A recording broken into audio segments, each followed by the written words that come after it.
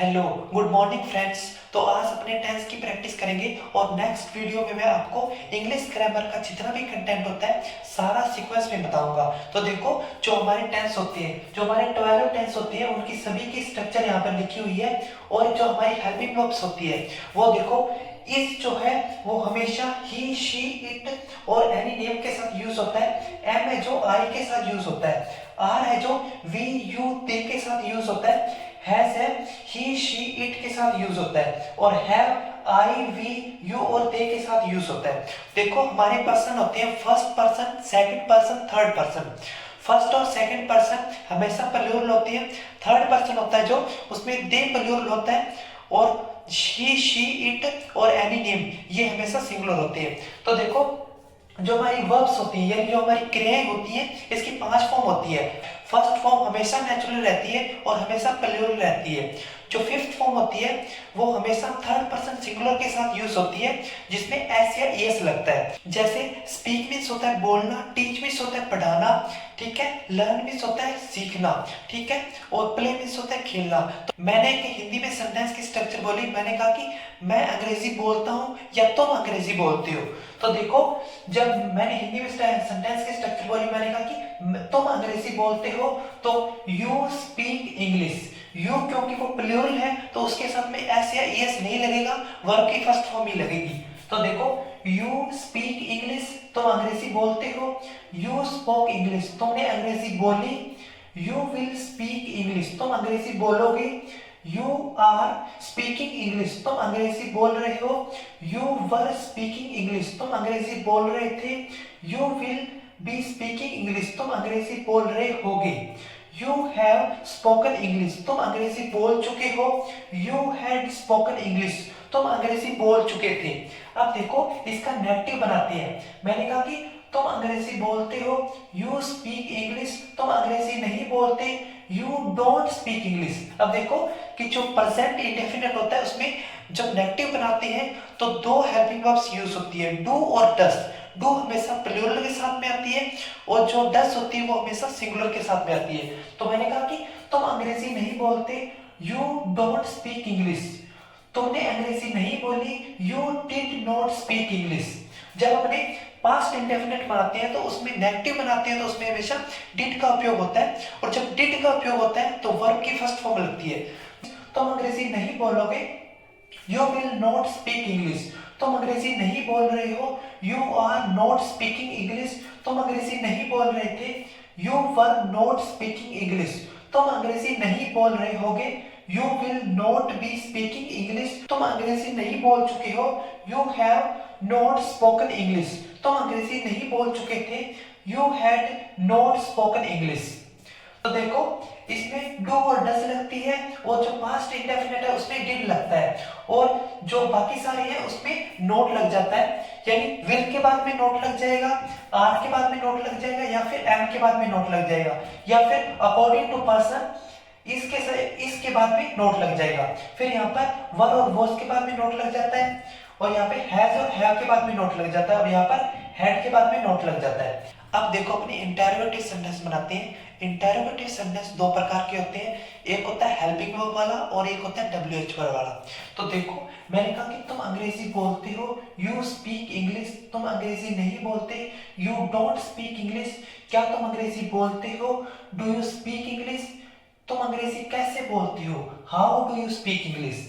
फिर मैंने बोला तुमने अंग्रेजी बोली। यू स्पोक इंग्लिश, तुमने अंग्रेजी नहीं बोली। You did not speak English, क्या तुमने अंग्रेजी बोली। डिड यू स्पीक इंग्लिश, तुमने अंग्रेजी कैसे बोली। How did you speak English. फिर आगे देखो, मैंने कहा तुम अंग्रेजी बोलोगे। यू विल स्पीक इंग्लिश, तुम अंग्रेजी नहीं बोलोगे। You will not speak English, क्या तुम अंग्रेजी बोलोगे। विल यू स्पीक इंग्लिश, और तुम अंग्रेजी कैसे बोलोगे। How will you speak English. फिर आगे देखो, मैंने कहा कि तुम अंग्रेजी बोल रहे हो। यू आर स्पीकिंग इंग्लिश, तुम अंग्रेजी नहीं बोल रहे। You are not speaking English, और क्या तुम अंग्रेजी बोल रहे हो। आर यू स्पीकिंग इंग्लिश, तुम अंग्रेजी कैसे बोल रहे हो। How are you speaking English, तुम अंग्रेजी बोल रहे थे। यू वर स्पीकिंग इंग्लिश, तुम अंग्रेजी नहीं बोल रहे थे।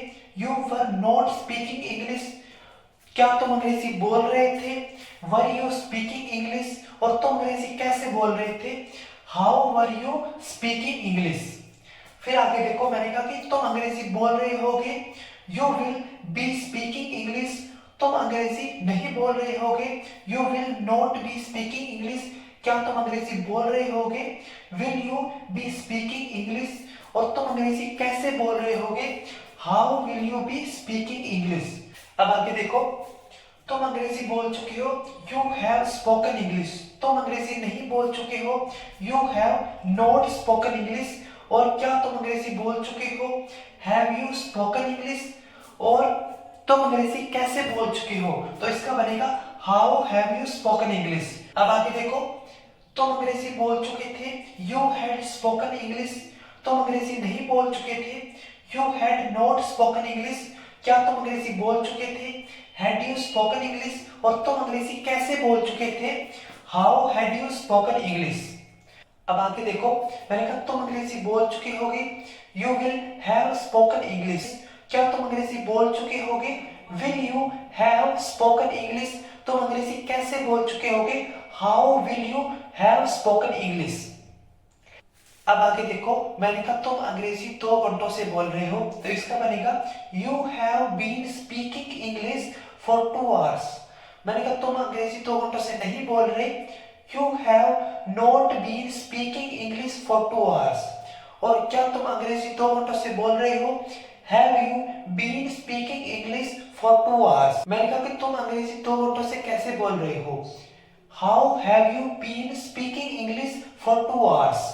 अब मैं वर्ब लिखता हूँ राइट। राइट मीन्स होता है लिखना। तो देखो, मैंने हिंदी में सेंटेंस बोला, मैंने कहा कि तुम एक कविता लिखते हो, यू राइट ए पोएम। तुम एक कविता नहीं लिखते, you don't write a poem. क्या तुम एक कविता लिखते हो? Do you write a poem? तुम एक कविता कैसे लिखते हो? How do you write a poem? Next देखो, मैंने कहा तुमने एक कविता लिखी, यू रोट ए पोएम। तुमने एक कविता नहीं लिखी, you did not right a poem. क्या तुमने एक कविता लिखी? Did you write a poem? और तुमने एक कविता कैसे लिखी? How did you write a poem? Next मैंने कहा कि तुम एक कविता लिखोगे, you will write a poem. तुम एक कविता नहीं लिखोगे, you will not right a poem. क्या तुम एक कविता लिखोगे? Will you write a poem? और तुम एक कविता कैसे लिखोगे? How will you write a poem? Next देखो, तुम एक कविता लिख रहे हो, you are writing a poem. तुम एक कविता नहीं लिख रहे हो, you are not writing a poem. क्या तुम एक कविता लिख रहे हो? Are you writing a poem? और तुम एक कविता कैसे लिख रहे हो? How are you writing a poem? Next मैंने कहा तुम एक कविता लिख रहे थे, you were writing a poem. तुम एक कविता नहीं लिख रहे थे, you were not writing a poem. क्या तुम एक कविता लिख रहे थे?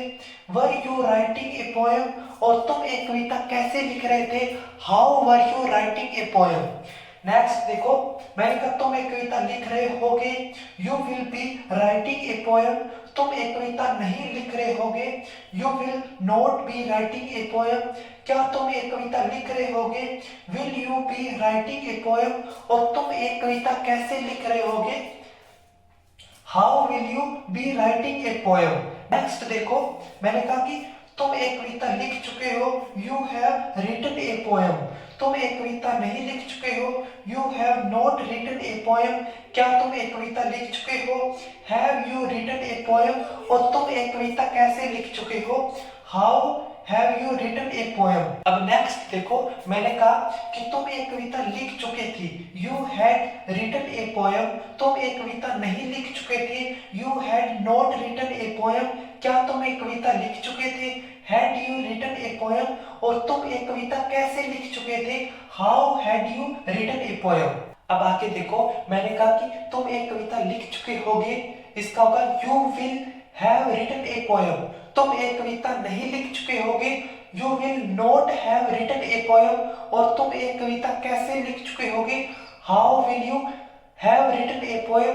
क्या तुम एक कविता लिख चुके होगे? Will you have written a poem? Next देखो, मैंने कहा कि तुम एक कविता 2 घंटों से लिख रहे हो, you have been writing a poem for 2 hours. तुम एक कविता 2 घंटों से नहीं लिख रहे हो। You have not been writing a poem for 2 hours. क्या तुम एक कविता 2 घंटों से लिख रहे हो? Have you been writing a poem for 2 hours. और तुम एक कविता 2 घंटों से कैसे लिख रहे हो? How have you been writing a poem for 2 hours. Next देखो, मैंने कहा कि तुम एक कविता 2 घंटों से लिख रहे थे। You had been writing a poem for 2 hours. तुम एक कविता 2 घंटों से नहीं लिख रहे थे। You had not been writing a poem for 2 hours. क्या तुम 2 घंटों से कविता लिख रहे थे? Had you been writing a poem for 2 hours. और तुम एक कविता 2 घंटों से कैसे लिख रहे थे? How had you been writing a poem for 2 hours.